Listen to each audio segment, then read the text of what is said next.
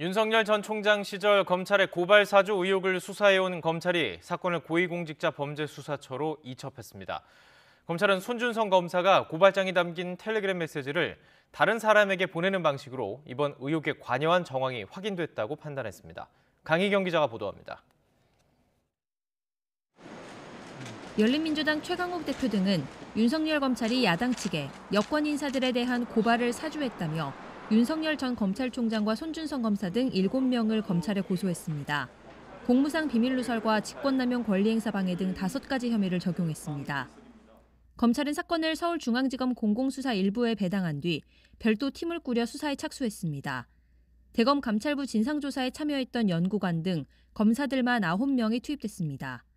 곧바로 대검 진상조사 자료를 확보하고 손준성 검사 밑에서 일한 부하 직원 등을 상대로 압수수색을 벌인 결과 검찰은 2주 만에 사건 전체를 고위공직자 범죄수사처로 이첩하기로 했습니다.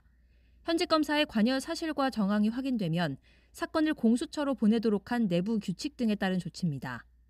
관여가 확인된 현직 검사는 손준성 검사로 검찰은 확보한 자료들을 분석한 결과 텔레그램 메시지 속 손준성 보냄이 조작된 게 아니라고 결론 내렸습니다.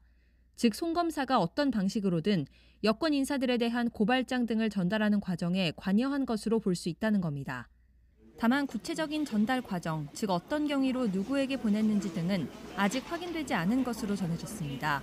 검찰이 사건을 공수처로 이첩하면서 고발 사주 의혹은 이제 전적으로 공수처가 맡아 수사하게 됐습니다.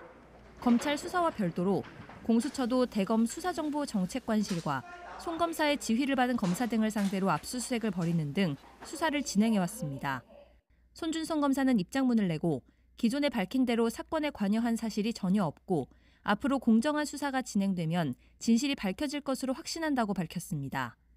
의혹을 제보한 조성은 씨는 어려운 수사인데도 매우 고무적인 결과가 나왔다고 환영했고 윤 전 총장 측은 박지원 국정원장과 조 씨가 공모해 의혹을 제기했다는 이른바 제보 사주 의혹까지도 공수처가 공정하게 수사해야 한다고 주장했습니다. YTN 강희경입니다.